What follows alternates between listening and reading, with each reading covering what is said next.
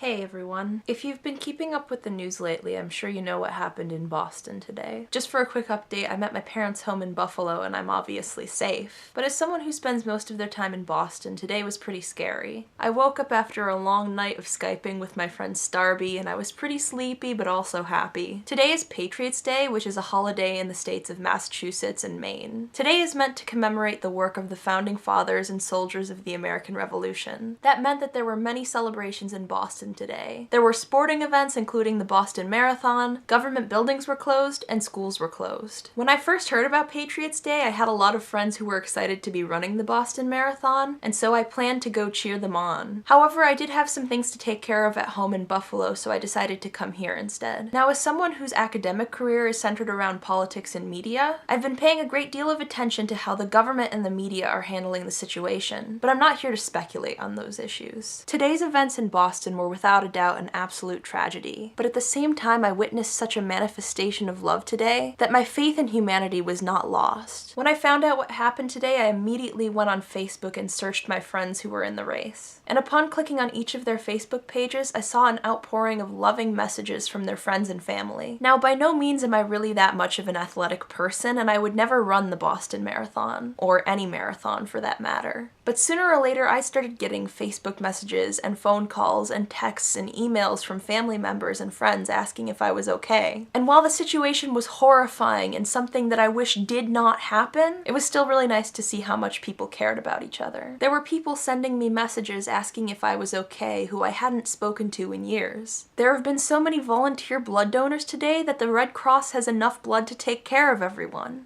And while today will go down as a sad day in Boston history, it also reminds us that humanity is mostly good and that love is all around. If you'd like more information on helping out with recovery in Boston, I'll leave some links in the description. I'll see you tomorrow, Boston. I can't wait to be back.